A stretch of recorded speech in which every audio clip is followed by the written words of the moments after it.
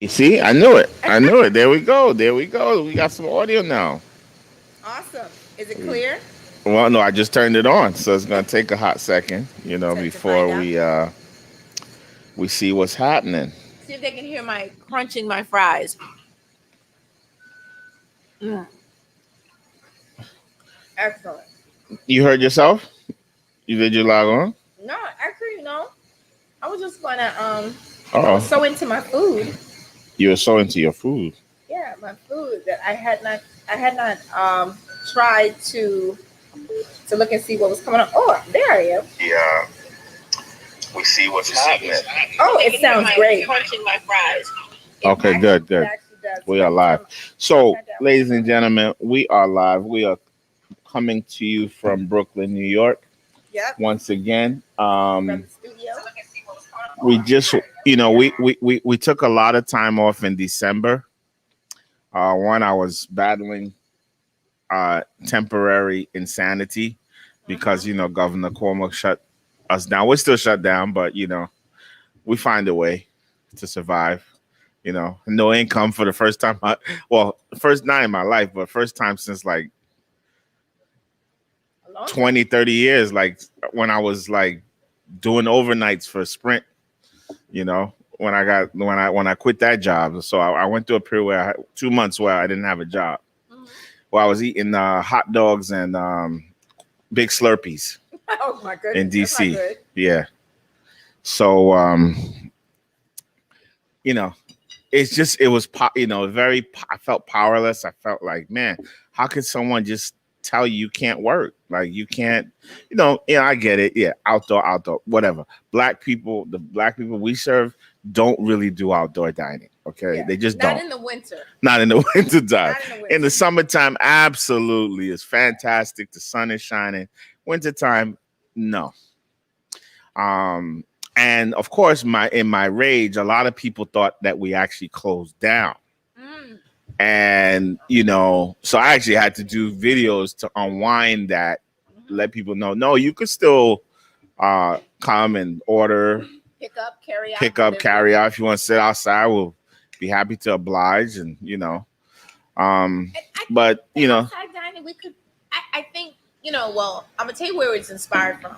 So I was driving down Washington Avenue yesterday during the day, and I would have to say there were a lot of people who did not look like me in their winter coats with scarves wrapped around their neck, all sitting outside. yeah, And I thought there are a lot of people who go skiing, right? Or yeah, who go mountain climbing and stuff in the wintertime. Those people who have those Montclair jackets and those jackets that are really, really Canada, whatever it's called, that Yeah. are really warm. I think you can make it a sexy winter date, right? With outside dining, everybody put on their Uggs and put on their hooded coats and come out and sit in the dining area that's outside. Because I tried it. I went somewhere Sunday night yeah. that had outside dining, and I'm telling you, half through the meal, I kept taking my coat off, putting it on, taking it off, putting it on because they had. How were those heaters? Were they working? Like, Well, so what's interesting, some restaurants that had already had designated outside areas, I feel like they have an advantage over restaurants like yourself that really weren't doing outside dining. So they already had some kind of ventilation with actual vents that were blowing hot air. But the problem was it's outside inside dining in the back of the restaurant. So every time someone opened the door in the front, yeah, you got this cold sweeping draft that came in and kind of blew you away. So it was still kind of cold. But I think you in a unique case. I don't know what kind of restaurant. What the hell? Inside in the back door. I mean, come on, it's supposed to be outside, not, right, not so in the back of the well, damn so my restaurant. point is, I'm not really saying names. I think some people are doing things that are Um, maybe not allowed, but they're getting away with it. But the outside people that I saw, I literally saw people, especially in front of bars, which was interesting. bars are not even open. Well, so I saw a bar that was open. Jesus Christ, I saw a what's bar that was going on open, in New York City? and the person was sitting in his winter coat. The bartender was at the window, right? She Okay. had on a winter hat. She had her mask on and mittens. Looked like she was frozen stiff. and this one guy is sitting there in a chair talking to her, occasionally pulling down his mask to drink. And I said to myself, if we start a campaign for people who look like me, because everybody I saw who was sitting outside did not look like me. Yeah. No. I mean, you know what? If this was Franklin Avenue, I think I could have probably pulled off something out there where, my neighbors were my friends. Right. You know what I'm saying? Like I was part of that community. Yeah, that's part of so it yeah, I could see, my folks coming by and we're doing stuff. But here we're in an island. We're in hostile territory. Absolutely. It is definitely not gonna we can't have nobody outside can't or do a bonfire. Can't have a bartender standing by the door. That's just not it's just not gonna work. But I will say that we have created something special, something pretty nice. You haven't even seen it. I didn't tell you about it. I know. I'm excited because I haven't been here in a while. But we're gonna wait a couple more days on that. Let me put the finishing bow ties on it. Okay. But it's gonna be, people are gonna be booking that hour outside for themselves, like to do private events and do small parties. Try to keep it 10, 12 maximum. I want to be the first one. We're gonna, listen, you cannot. Well, let me shut up. They almost stopped us. I was gonna say you can stop, but they almost stopped us. So let me not say that. I think Governor Cuomo and the powers that be are bringing out the hustler in everybody. Whether you're a restaurant owner, a boutique, struggling couple. And what's crazy is today, I'm listening to his State of the Union, and it's like I'm talking. Everything that I'm saying as to why you need to open up, he's saying it now. So it's basically like I said before. This is a power situation, and I hate when people get on their high horse and act like it's not a power situation. Like it's really about COVID and the disease and why we're being. It is not. So it is the power situation you're speaking because now Cuomo wants to open everything up. He says, New York, what is New York City without the arts? What is New York City without the restaurants? So now all of a sudden he realizes there's no money in the budget. New York is going broke. Right. So now he can't wait till the summertime. So he's starting his movement of you see, what he does is he starts with these conferences. Give it by 2 weeks. We'll be able to go to the movies. He's starting to change public opinion. And this is why I said, like, people are such sheep and they don't even realize it. The same people that want to sit here and spit at my face that I want to be open, that I need to be in 2 weeks, they're just going to accept what Cuomo says. And accept that it's okay now because he said so. Well, I think the other part too is he's getting really bashed with the fact that, I was tempted to get in my car and drive to New Jersey because New Jersey is open. Of course. Or you drive to Long Island. You know what I did on Saturday? What did you do? I took the kids and my homeboy Ty. We drove to Woodbridge to Dave and Buster's. Oh, was that fun? Watched the big screen. Watched the games. Were they social distancing inside? Please. Yeah. It's Dave and Buster's. The kids are running around playing video games. But aren't you afraid? Everyone had masks on. I have never been I'm not an afraid. Like I said, if it's gonna get you, it's gonna get you. I'm not going to sit at home and be afraid. I am just never gonna do it. Yeah. And I'm not gonna knock anybody that wants to do that. Yeah. Don't get me wrong. If that's what you want to do it. But don't knock someone else that doesn't want to do it. Okay, there's a difference between being afraid and just being cautious. Statistics in Los Angeles right now. I'm sorry, I'm trying to chew my calamari and talk at the same time. Statistics in Los Angeles right now, there is one person dying from the coronavirus every 8 minutes. So what a lot of people in New York don't know, San Francisco has been on lockdown consistently since when we were locked down. And they still dying. Yeah.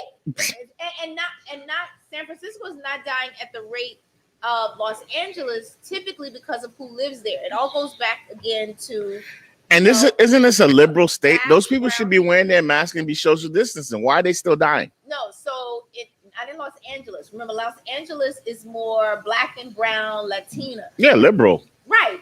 But they don't have they have the same diets and the same health habits probably that we have here because it's majority black and brown people.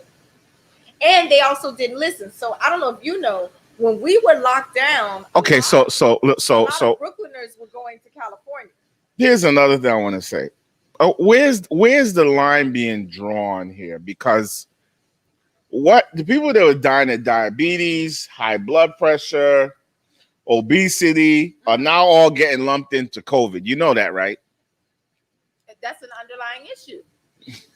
But they're being grouped as a COVID death, and that's really skews the numbers. No, but I thought it was always, and so just for my own clarity, Brooklyn College is offering a course on this whole pandemic situation so you can have a better understanding. It's been offered by some big old doctors and stuff that I'm actually going to register for because I need to have a better understanding, especially with the second strand and me having conversations with people are like going back to the depopulation theory and the fact that, the vaccine is here and I got to figure out whether or not I'm going to take it without being forced, right? So they always said that COVID was a cold or it's a pandemic and the people that it hurts the most are the people who have the underlying issues. That part never changed, right? So if you're looking in areas where people have a higher concentration of underlying issues, the numbers are supposed to be higher, right? Because those are the people who are dying. I agree, but what I'm saying is that the numbers, everything is being lumped in as a COVID related death or a COVID death. So when people nobody are dying from, if you take away COVID, possibly those same people would be dying of those same pre-existing conditions. I think it's probably exacerbated by COVID and the way that it rapidly, supposedly, I mean, I'm not a doctor, right? Attacks the lungs and your respiratory organs. And that's the part. And then it develops like one day you're sick and the next day you have pneumonia.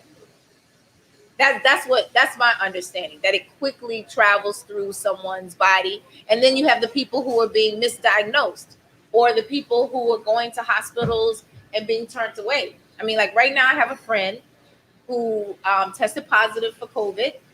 She did a quarantine and she did what I don't see a lot of people doing. So she has COVID. She's not coming out to get her own supplies, coming in contact with other people, but she's allowing people like me to go and pick up whatever it is she needs.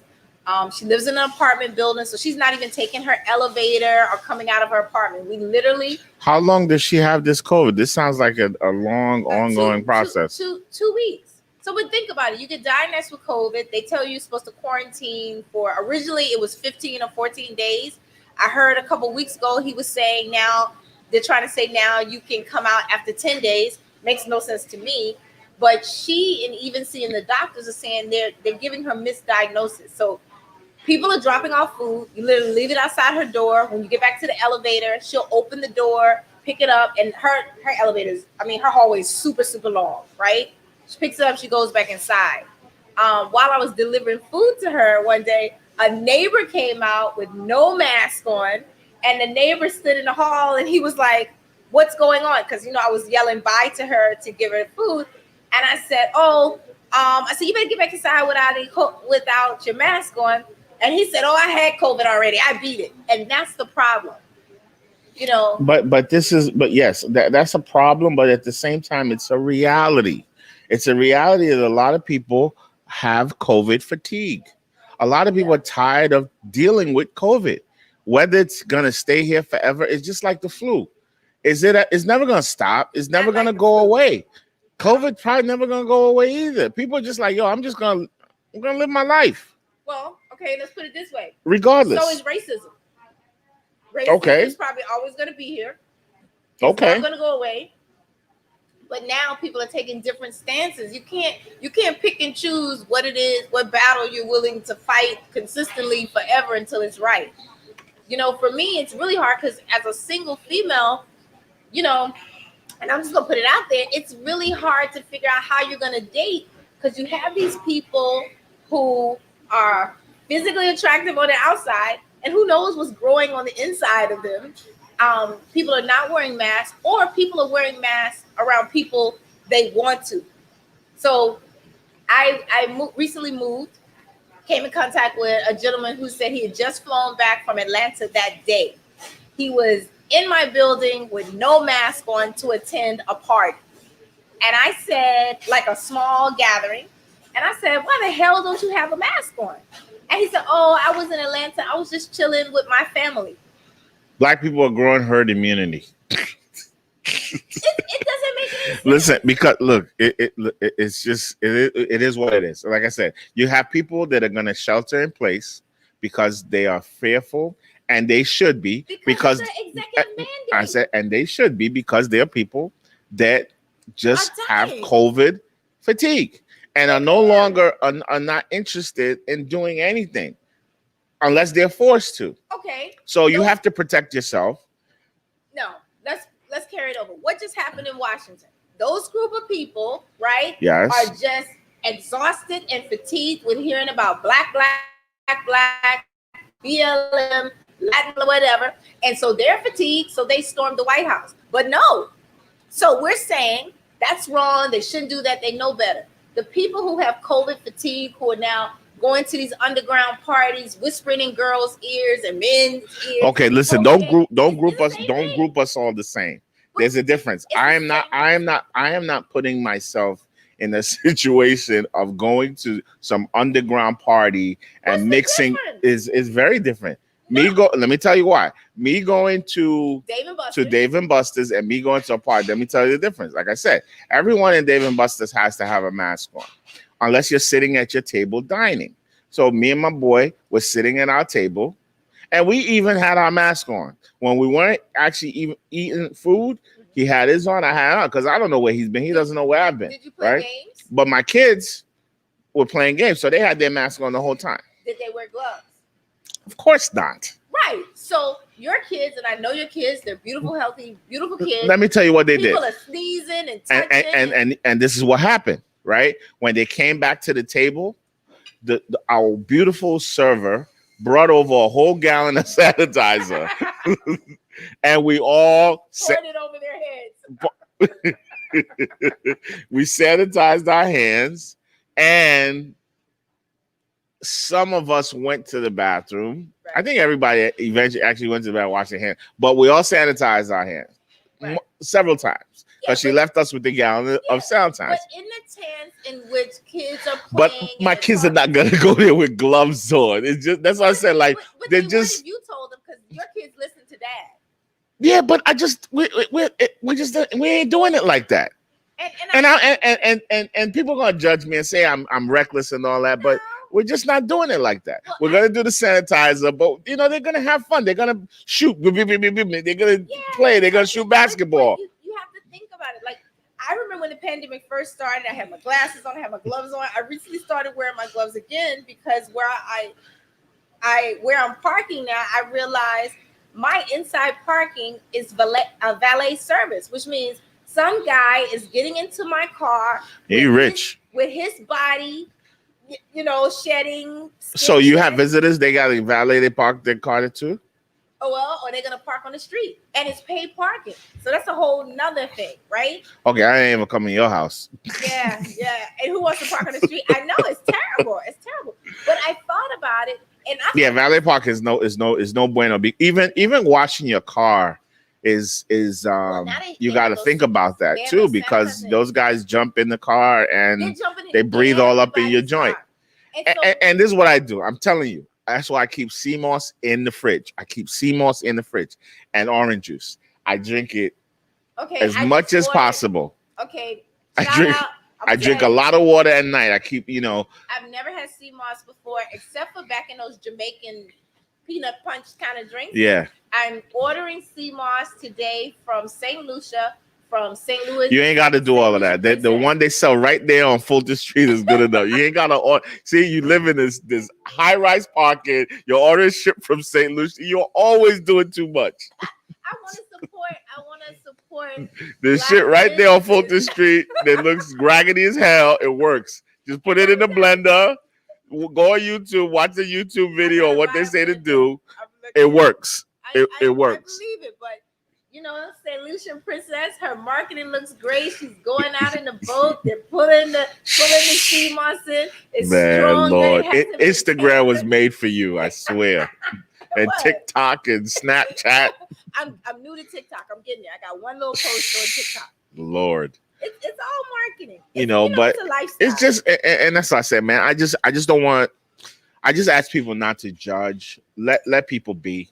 If you see someone doing something irresponsible, sure, speak out. But it's been a year, almost a year. It's been 10 months of dealing with this, and it's tough. And it's tough. It doesn't seem to be getting any better. I mean, I'm talking to people. I love my Snapchat account, right?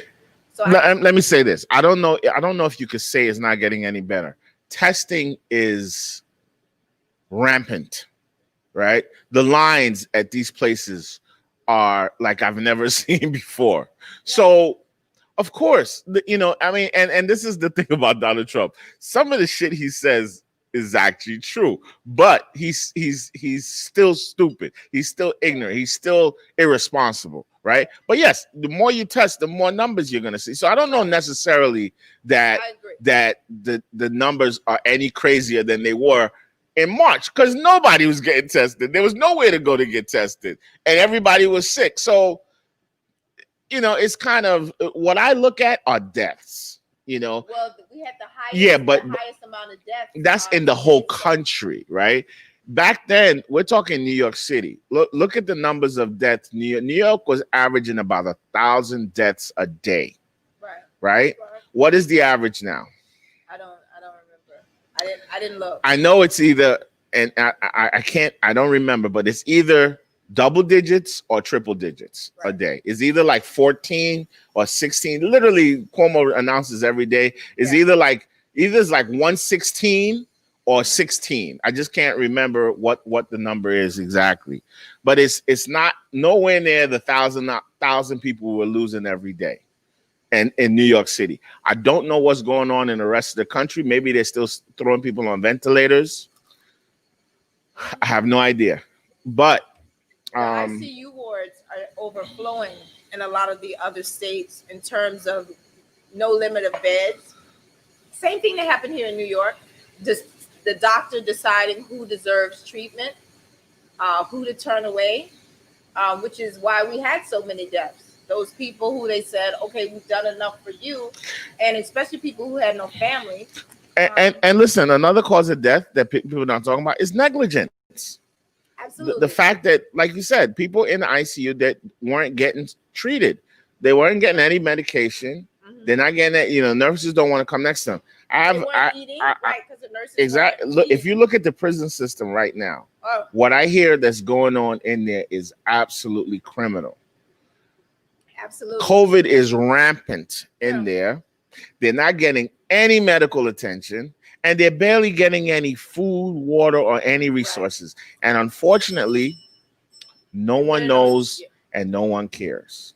Well, I wouldn't say no one, but I think not enough. We're not doing enough to petition for these people. I know these people, I know there's some really bad people in there, but they're always throughout time. I was reading this I do a lot of Yoruba readings of like ancient stuff, and there's stories that go back to antiquity talking about how people that are in jail, not everyone in jail is guilty. Oh, of course, we know that. So my point is, there are people in jail right now that have no business being in jail, are wrongfully charged or serving sentences that are way too long, that don't fit the crime, and are being subjected to inhumanity. Yeah, this is very true.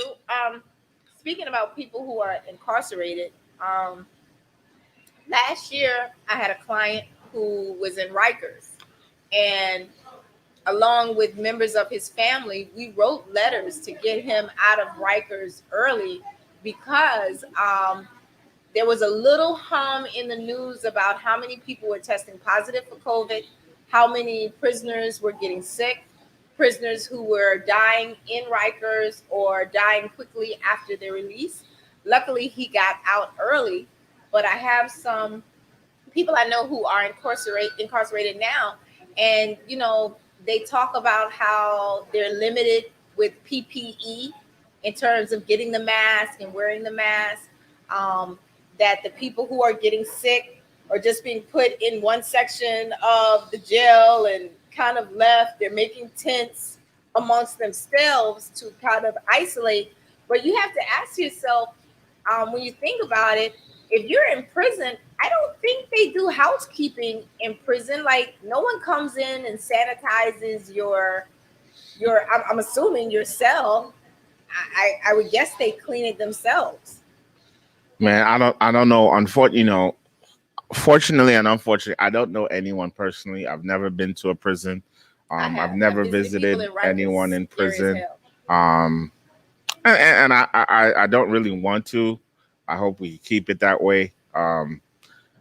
Because it's just wrong. I mean, there's so many things wrong with the whole system in itself. Like I said, it's not about bad people being. It's more so about the people that don't deserve to be in there that are Mhm.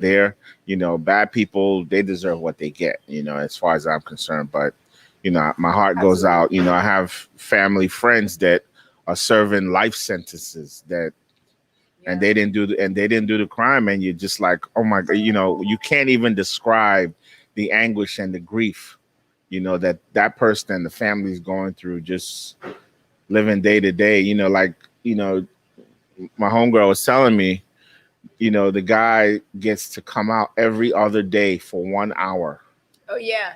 Oh, they every got him other in a day, special and then unit. has to stay in a cell with another human being the size of a bathroom. Like, I think that's why that's there's so much crazy. what is it?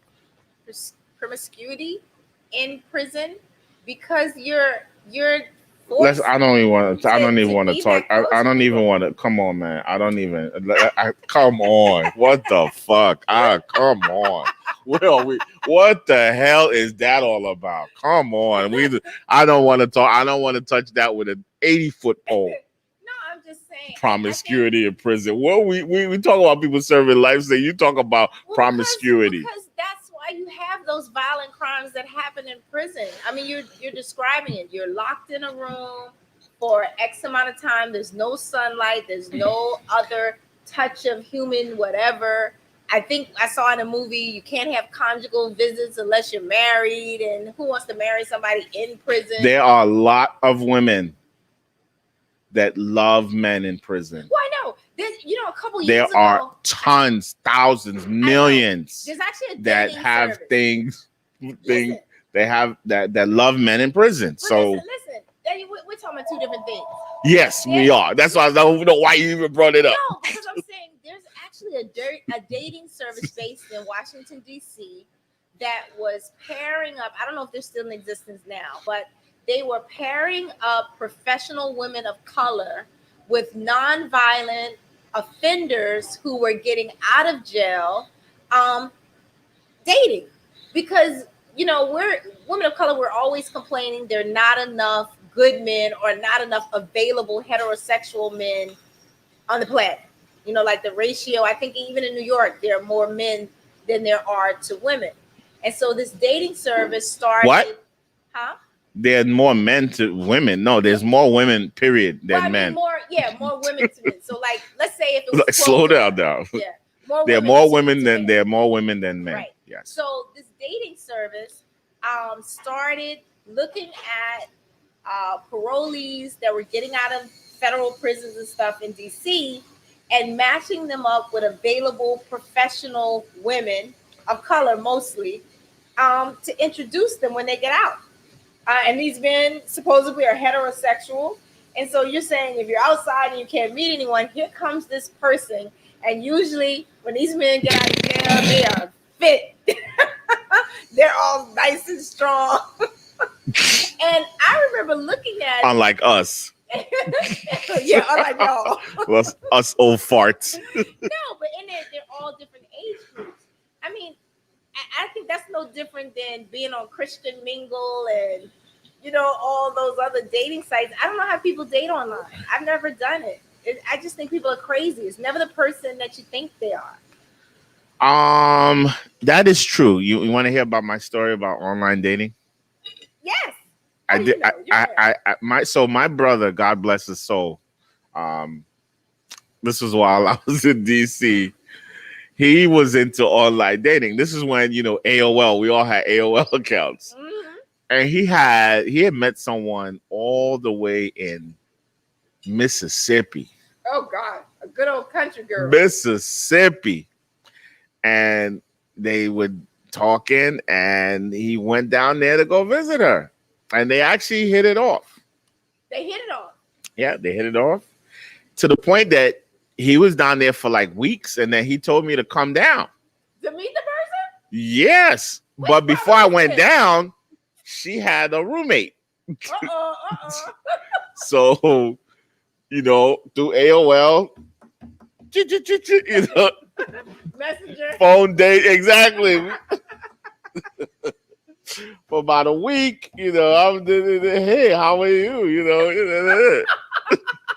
Oh my! Which one of your brothers was this? Emmanuel. Oh God, you guys kind of. Emmanuel get me in all kind of. I mean, that man had no fear. He gave me all kind of trouble. He gave me all, and so I went down there. I flew down, jet air. I mean, them little $39 air Spirit. Yeah, they look like they're gonna fall out the sky. And went down there. Oh my God, the first time in Mississippi, and it was my first time in. What do they call those things? In the South? No, them homes. Oh, a trailer. Home? Yes. Oh my God. Wait, you went all the way? Yes, I went all the way to. So we driving down this dirty road, and it's like we pull over. I'm like, okay, what are we doing? They're like, we're here. I'm like, where? A trailer camp. Like, you see that thing right there? Was it at least? No, it was on its own. It was like a standalone. Oh gosh, that sounds like a problem. Oh my God. I was like, what? It's like, and I swear to you, you walk into this thing and it's a home. Yeah. It is a house. It's a smaller house. Alabama. I've seen them. It's a smaller house. I mean, she even had a jacuzzi in there. Really? Yes. Oh, well, that's pretty good. She had a jacuzzi. So that was my okay. So to end the story, the girl ended up she was crazy, of course, and drove my brother out at gunpoint. So that's drove us out of Mississippi at gunpoint. Oh my goodness. They had an argument, and that's how they settle it. She brought the gun out. My brother called me. I said, "My man, get on the next flight." I did not. I will not lose you in Mississippi. I am not coming to get nobody in this. Get out of there as fast as possible. Mississippi. My grandmother is from Mississippi. I remember as a kid, I learned how to spell Mississippi by saying this childhood thing: M-I, cricket letter I, cricket letter I, humpback I. Oh my God, I haven't thought of that. And they country, man. They but I tell you that they're happy. That's the biggest thing. Like they don't. It's totally different from city life, but they're happy. They Some of them are happy. It's all they know. You know what I mean? It's like it's all you know. So that's what it is. You know what I'm saying? Like they work, they go out and get these cars. Like that's the thing. That's the thing down there. They love cars. They love like leasing cars, like trading in cars every couple of years. 19%. No, I'm telling you, they love their car. Like they're into cars. Well, you could also call that short-term goals, right? If you're living in a trailer home and you can't afford a house, you don't want a house. But yeah, one of my uncles, he's married. They've been married for 100 years, And they have 5 or 6 cars. Yeah, No I'm kids. telling you, Yeah. yo, the South is about car. Like they love their cars. They into that. But no, it's But I wanted to spend a little bit time about domestic abuse. You know, By what? domestic abuse. Okay. See, I have a friend that he he always would say, "Oh, Bub, you know, you have the perfect family. You and Max are so great. Everything is wonderful. I'm here by myself. I'm here by myself. I'm doing it all by my own. And I wish I had somebody." I would have to Listen, echo that. listen. Even me and Max had a fight yesterday. Okay, Really? this is what we did. There's no couple on earth that doesn't have Yeah, arguments. but that's the difference. There's arguments, there's fights, Fight, and then there's argument. Now, balance. and this is what I say. Mm. Let me finish what I'm saying. When I say we had a fight, we have our ideas fight each other. Uh-huh. See, let That's your the difference. ideas fight. Let your words fight. Mhm. Let your understanding fight, but not your body, not Right, your and that's the physical. difference. That's the difference. Do with domestic not abuse. engage in physical confrontations with your spouse. But you have to understand that there are a lot of people who are subjected to domestic abuse that does not have a physical aspect, because verbal abuse can be equally as damaging to But a you, person as but well. but that's a great point you make, and you see what happens is the verbal abuse leads to physical abuse. See, you have to have a certain amount of respect and have boundaries. Hmm. Like I've never told my wife, "Hey, fuck you," Right. or "fuck you, bitch," or Yeah. called her. I have never, ever, and never will. Right. Right. Knock on wood. And Right. you see, but if you engage, if you use those kind of words with someone, Hmm. They're that's more what likely. leads to the rage. I agree, but I will also say that it depends on who you're talking about, because there are people there are people who you can say things to them, and they're negative, they're strong, they're abusive. You never have to lay a hand on them. There are women who are trapped in, and there may be men too, but there are women who are trapped in relationships, and the husband never has to lay a hand on them, because every day they're reminding that person or telling that person they're nothing without them. They can't go out, or if they go out, they're going to do blah blah blah. That is also a form of domestic abuse, or That's as slavery. that that is a form of verbal domestic abuse. It And is. if you can cripple a person's mind, the body will follow. It is. No, I'm not in disagreement with What is you. that noise? We should never have that much control over another human, especially your spouse.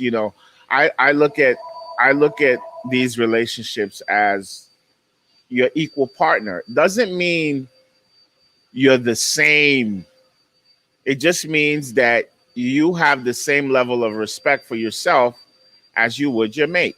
I think that's one of the things that make her your mate in the first place. The fact Right. that you respected her, you admired her. So why would you ever deny her the dignity and the respect that she deserves by calling her such things? Because if you calling her such things, what does that say about you and your taste? Well, people don't. It's like that old adage. They say don't point at people, because when you're pointing at someone, 3 of those fingers are pointing back at you. That's something I heard when I was like a Yeah. kid. I just think that I have to be honest. Um, I have had to learn how to control myself. Like when I get anxious or excited or angry, I don't really have to touch a person, because I'm gifted with the gift of gab, as they say. Like So I can literally cut your head off and sever you into pieces with my mouth, and One of my friends, Meeks, is constantly reminding me of how vicious my mouth can be at times because I don't pay attention to it. I don't notice it. And for me as an Aries, as long as I can get out what I'm feeling or thinking, then I breathe and I'm fine. But you have to remember the recipient. A lot of people can't just live and let go like that. And that's the part that's very I hard. mean, if it's your spouse, hopefully you know their character and you know their boundaries. Like you know they're not the type to hit someone, or you know they're not the type to get physical, or you know. But in a beginning race, you don't really know that person, so Yeah. you say the wrong thing, and this person flip out on you, and Yeah. next thing you know, it's a violent situation. You know, but we do need to every individual needs to really think about domestic violence in their home with their mate, and just make sure um, you respect yourself, you respect your mate, and most importantly, your children. You know, it's horrible to demonize a spouse to your child, And in especially if front they in didn't front of the deserve it. kids. Especially if they don't deserve it. And you know, and people think, oh, you know, the next day they'll get over it and it's gonna be all good. But no, it's not. These things stick with you, and they're painful, and a lot of times they manifest up back into another situation. Well, So it's very yeah. important, you know, as they say, once an egg is broken, you can never pick it back up. So we have to be very careful with the words we say, because once you say it, you can't catch it on its way out. Right. You can't catch it once it's gone. It's gone, it's gone. It's said, and it's gonna do that damage, And inflict I that think pain. a perfect example of that is everything that we're living right now. I mean, all the things that Trump has said throughout the existence of his presidency, with paying close attention to everything he said starting this time last year going forward, is exactly why I think it erupted into what we saw on the Capitol. I mean, when you foreshadow that type of behavior for so long, eventually it's going to happen. Um, and with him losing access to all of his social media platforms, and the other thing, people saying that they're incredibly afraid that he might try to do something drastic, like start a nuclear war. While he has access to it. For the first time, I heard these media personalities saying that he's mentally ill. And so, when have you heard somebody refer to the president as being mentally ill? And maybe these last couple of days, we need to make sure he doesn't take any drastic moves. Um, it's really kind of scary when you think about it.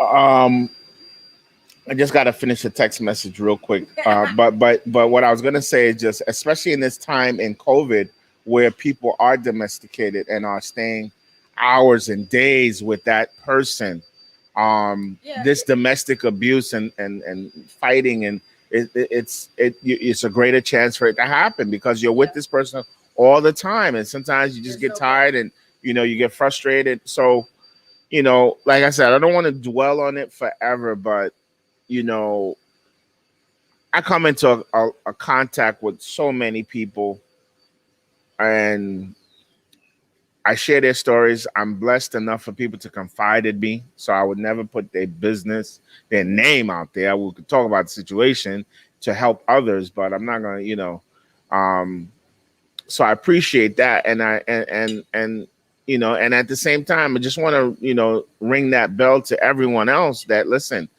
these things are still happening in society, and try to insulate yourself from them. Mhm. Um, but so far, I like our life. It's very we're all over the place. there's Well, no, there's it's like no, it's dinner table talk. yeah. One conversation leads to another. It's not planned, um, which makes it spontaneous. And we're making up for missed time. We're making Absolutely. up for missed time. And I see some new, we got some new people, some comments. I love that. We love the input. We love to know people are watching, people are listening. It just gets us very excited. Uh, take time out of our day to do this. So many people say different things that motivate you. I get on and I have people that have worked for me that just say some amazing things that, times when I think, they're just angry and they don't want to listen and they're just being difficult, Right. but they actually are, and they acknowledge it. They may not acknowledge it in that time, but they acknowledge the impact that you have on their lives and how it's caused change for the good for them. And so that's why I continue to do this. I just think, I've been blessed with so many unique experiences Mhm. that we should talk about it. That's why it's journeys from Lagos to Brooklyn. To Brooklyn, There's absolutely. no situation or question you can ask that I don't have an answer for. I haven't dealt with in some form or fashion. So I agree. as we move forward, I look forward to your questions, to your, more input. So we could go even, if you want to join us live in studio, let me post up the link here, you I know. while you're doing that, I want to just speak to the comment by Miss Jackson, Patty Jackson, that was left on the Facebook page, where she said, "Yes, they are, but there are many women who will sell themselves to support these men." And so, Patty, one of the things that I'm going to say is that we have to try and look at each situation individually. Sometimes those women are battered women, whether it is a woman who's being beat in her head or kicked, whatever, every day into submission to these men. Sometimes on the outside, it's easier to see when that man is undeserving if you're not that woman who has 5, 10, 15 years invested, 2, 3 kids. Because I know I've seen a lot of women who have children with men and they put up with what they're putting up with until those children are 18 and they at least get through school. So when we say overwhelmingly, there's a lot of women who will sell themselves, you have to ask yourself why they're doing that. And even in I mean, prostitution is the world's oldest profession. So, right, right, and I don't know that she means prostitution. I don't know that she means it literally, but you but know, I mean, literally, that's what it is. I mean, you may not get, someone may not say, okay, it's $120 to sleep with you, but there are people out here that sleep with you to you get some food, yeah, but I get think that's go that's out on a it. date, But so you just said two different things. So a woman who's sleeping with someone to get food or to keep a roof over her head, is that prostitution or is that survival? Would you It's rather the be? same thing. No, It's it's just like not. me working. No, it's not. I work for survival, right? No, I have to it's look. not Okay, the same okay. thing. Let me make my point. Right. I have to work to Right, make a living right, in order to survive. right. If that job happens to be me Being a prostituting gigolo. myself, Hmm. that's still a job Yeah, but because that's the the way reason. I'm bringing in income Yeah, but to you're help saying, feed but myself. there are two different people who do that. There's the person who gets up in the morning and says, I am a beautiful person, and I know that John Doe will pay me $1,000 for sex, and I just want to do that. Maybe I like sex, Yes, maybe I like the transmission of money. Okay, that's a form of prostitution. He's doing it. Then there's the woman who or person, because men can be doing the same thing. Men do the same thing as well, absolutely. right?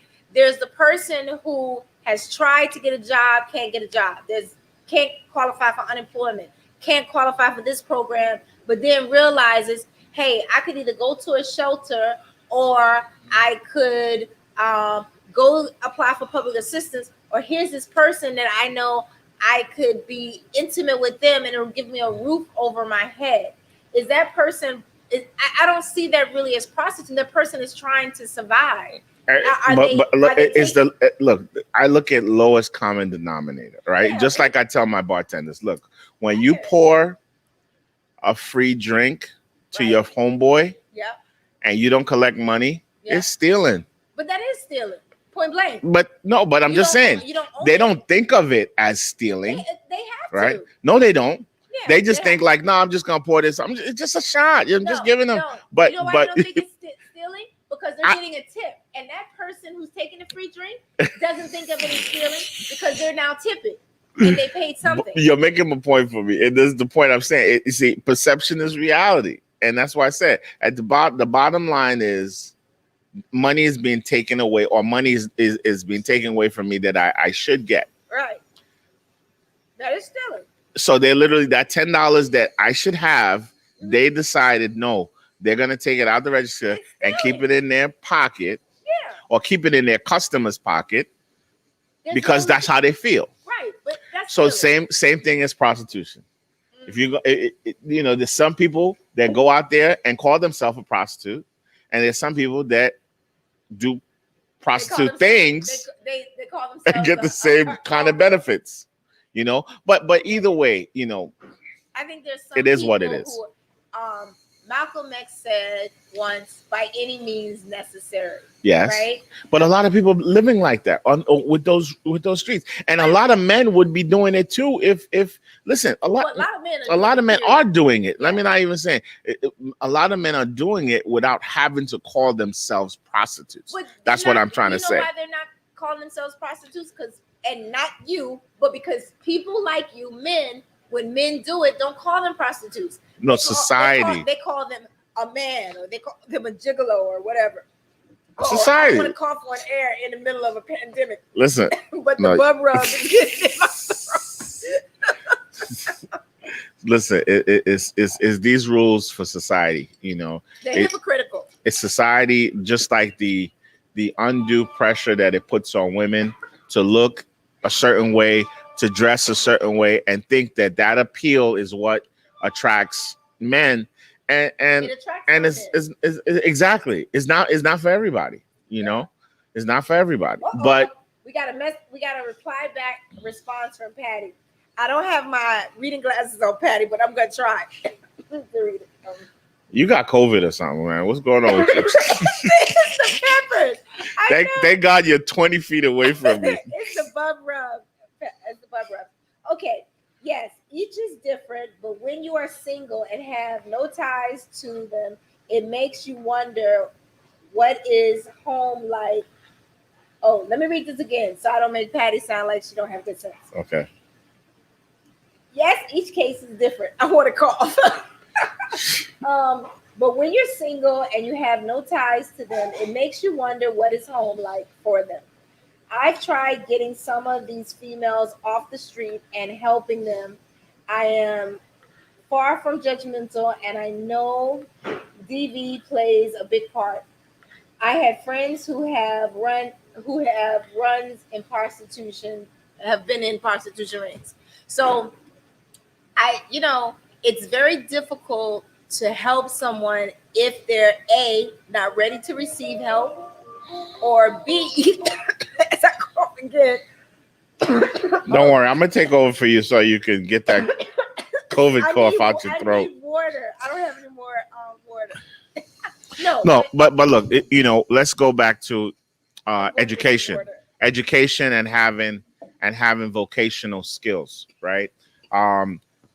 This track starts at a young age when you're failing out of school.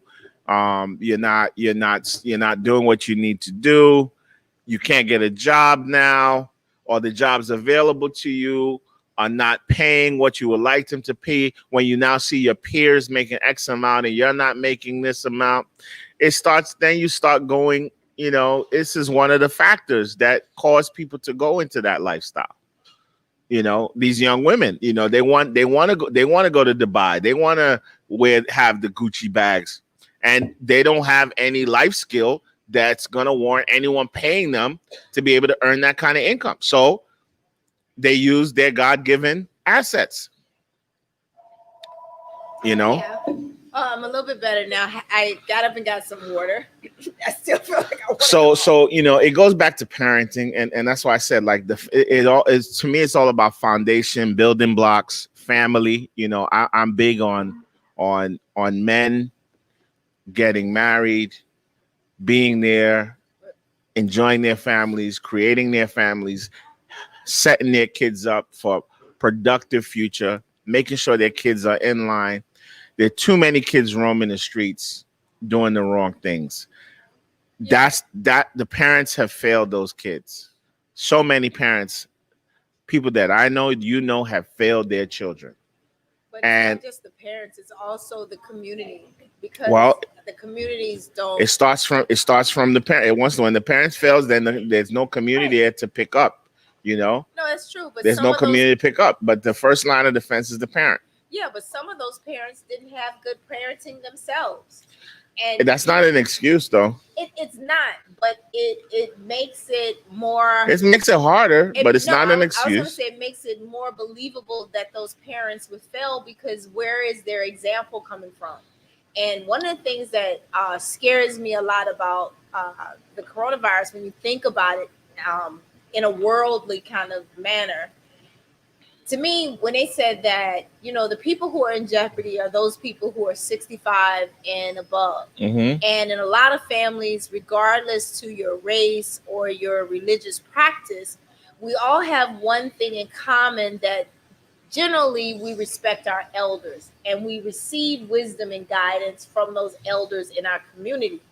And so if this virus is sweeping across the world and it's taking out all of People of our color, elders, people of color, well, people of color, disproportionately. yes, people of color, but there are also people dying in other races. And for me, I'm just saying, if you remove all this old school wisdom, and in some instances, the old school wisdom is that Confederate, wisdom that tells you to separate as well. But for me, I'm just saying, all these grandmothers and grandfathers and great grandparents and great uncles and great aunts that are being, taken from the planet, it's really kind of scary, especially when I look at my own age and I say, okay, this year it's attacking people 65 to 75. If it's But man made, what if they look, tweak it and next year they're after everybody who's 45 and up? another point that you were bringing up that's so important, like you said about the elders. Look, Mm-hmm. our grandmothers, our grandfathers, our grandparents, these are like the last. This is like the last frontier for honor, Yeah. respect, culture, wisdom in the community. That generation goes, we lose all of that. How many friends project out to be that grandma that everyone is coming to their house? People don't want to be around anybody no more. Everyone's secretive. Everyone is on their own. Everyone is by themselves. We are a different group of people. Our generation is literally worthless when it comes to the institution of family and community. We have no sense of community whatsoever. And listen, I'm guilty of it, because when my parents were our age, their kids played with their friends' kids, Yeah. and I don't see it. Maybe I have the wrong friends, but our kids are not socializing enough I with each other. Well, I think, that this topic is really kind of emotional for me, because January 9th would have been my grandmother's 99th birthday Wow. 2 days ago. And she passed now, it's 2 years ago. She passed at 97. And so my best friend who passed last year at 45 from cancer, I found out after she died that her and my grandmother have the same birthday. So Wow. Mikhail passed in September, my grandmother passed in November. Both of their birthdays was this past weekend. And so, I keep thinking about, when I look outside and you talk about kids don't play with kids. I don't have kids, but I have a friend. Her name is Meeks, and I love going to her family functions because she has her mother. She has lots of she has one brother, but she has lots of cousins and aunts, Mm-hmm. and family that family rejoices together, Yes. right? But when I look outside, I remember a couple of years ago, and I should be embarrassed to say this, but I was in East New York, and this is probably like 2014. And I remember I was walking to my car and I saw all these young kids running toward me. And I immediately became frightened because I'm like, where are they running? And I'm getting about to get into my Yeah. convertible. And as they got to me, I looked so shook. And one of the kids like stopped next to me. He's like, "Are you okay?" And I was like, "What are you all doing?" And she was like, "Oh, we're playing tag. Can I hide behind your car?" I had not seen kids playing in the street, and I was like, "You guys are playing tag?" And she was like, "Yeah, you hit somebody and And then then Ron, they gotta yeah. chase you." And I said, "I thought you guys were like coming to carjack me or something." And and now even more so, I don't see kids playing with kids unless they're on these computer games. It's exactly, unless it's online, unless it's Roblox or online, and even with that, we don't do enough. My kids should be playing Roblox with my buddies' kids online, but I don't know, man. Like society really, when you really look at it, it's depressing. It sucks, and it's not getting better because there we have no leadership. We have no one um, telling us that we're heading the wrong way. There's no one. There's no corrective behavior. There's no one. No one saying, "Hey, listen, what we're doing, we're going to end up this way," and no one sees it. People don't go to each other's houses. Like you think about that, especially now. Yeah. Going to your house, that's taboo. So this whole age of privacy and loneliness and isolation, it is not good. It's not human. It is not human. I want to piggyback. We have another comment from Brandon. Hi, Brandon. So, I think what you're saying, Brandon, is absolutely correct. Brandon wrote a comment where he's basically saying the virus should be teaching us about how important health is. It's more than just about a person's age. It's also about adversely affected obesity, high blood pressure, diabetes, and smoking. And so, Brandon, Bub and I have been talking about this for almost a year. During the pandemic, we held a weekly Zoom where members of, the health department, in terms of nurses and doctors, we had scientists, we had lawyers, we had small business entrepreneurs, regular individuals, and each week we talked about the pandemic through the entire lockdown.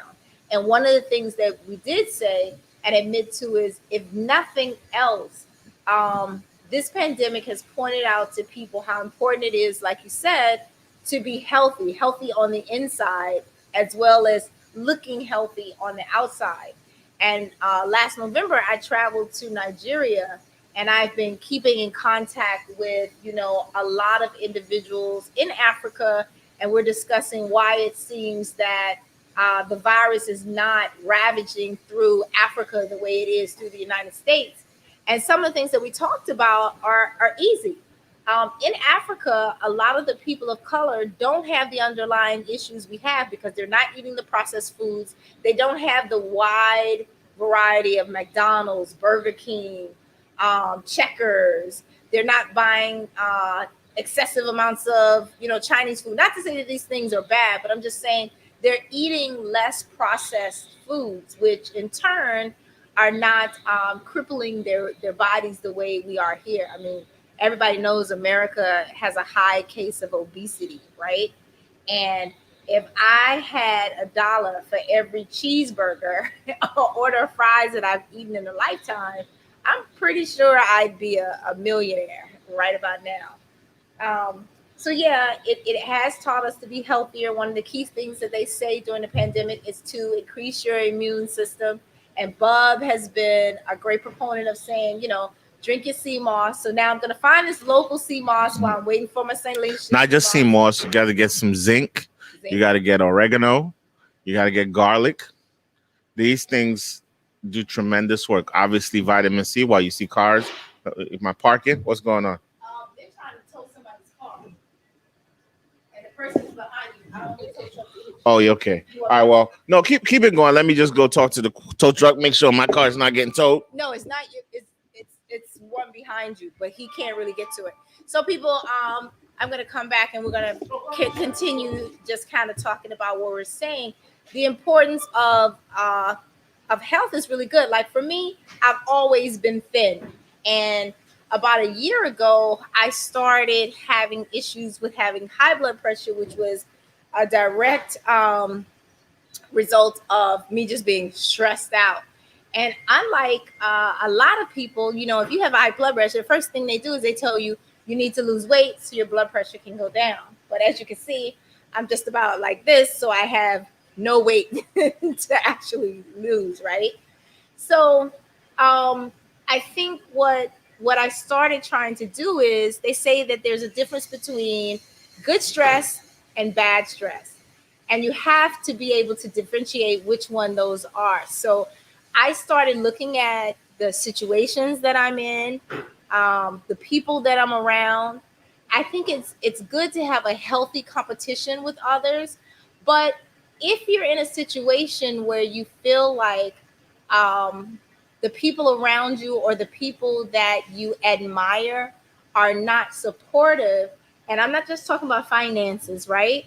Because in this economy, we all have struggles, but you want people that support your mental wellness, that talk to you, that pat you on the back, that also are not afraid to tell you when you're doing wrong. One of the things that I learned during the pandemic is that out of the essential businesses like restaurants, we found that liquor stores were doing incredibly well. And one of the reasons why liquor stores were made essential is because think about it. We're all locked down on the pandemic. You're stuck in your house. There are people out there who have drinking problems. And if the liquor store was not open to kind of provide a soothing mechanism for some of these people, domestic violence would have been even more worse than what it already is. I think at one point during the lockdown, they said reported domestic violence occurrences were up in New York City 1,000%. And so you have to think about that and say that's really kind of scary, right? So in a household where you have two people who live, let's say a family, maybe that partnership, that husband, that wife, that boyfriend, that girlfriend, boyfriend, whatever it is, right? Whatever the situation is, those people usually have a healthy separation when one person goes to work, other one stays home, or one person goes to school. Some kids who are home in abusive homes, their escape or their safety net used to be going to school. And so if those kids are not allowed to go to school, those parents are not allowed to go to work or wherever it is that they used to go so they could get some free time, all these people are stuck inside their house together. And if you live in New York City, a vast majority of these apartments are like a closet. They're this small. So where do you hide? Where do you find escape? I remember in my last kind of relationship, when my boyfriend would be over, if he was in the bathroom too long, I would go and knock on the door and be like, "Are you okay? What are you doing in there?" So I can only imagine if you had these relationships where they're a little bit dysfunctional. Now everybody's locked in 24 hours a day, 7 days a week for months at a time. There is no escape.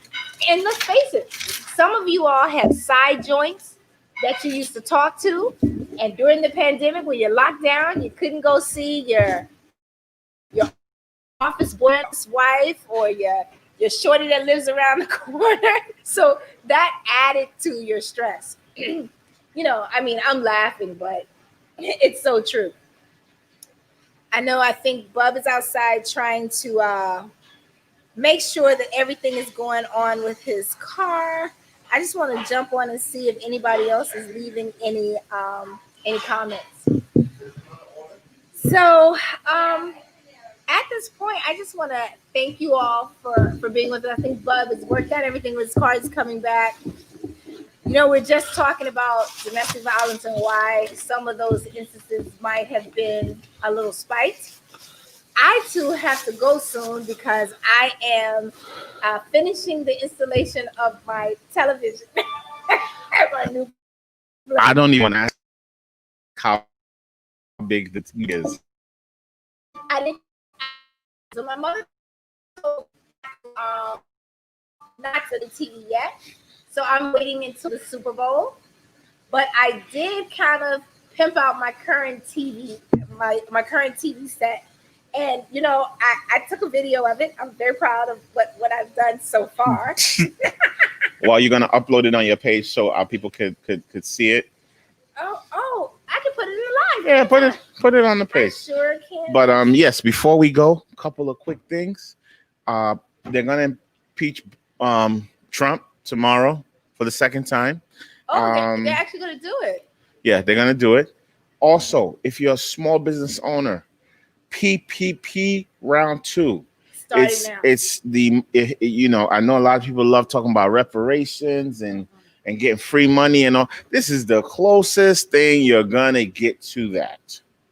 Quite in fact, it is the reason why I continue owning a business, because if you had a payroll system, if you did things halfway right, 1/5 of the way right, you can benefit from the PPP program. Minorities and first-time drawers are able to apply right now. Absolutely. Tomorrow, people who've had it before get to reapply. Please do not have people, ton of organizations. If you need help, you have questions, direct message me, email me. I'll try to put you into the right people. $285 billion in it. To help you get it. I plan on getting mines. So look forward to seeing some amazing things from Amarachi in the next few weeks. To get them excited, you can ask for up to 2.5 times what you normally pay your employees, up to $10 million. Lucky for me, I had some very, very expensive employees. That is great. That is great. I actually I bank with Chase. My banker is pretty good, but today I actually got an email from Chase that put down the guidelines. And actually, if you're still let's say you're a cash making business and you don't have a business account, you can still go in and open up a business account with your institution of choice and apply directly through them.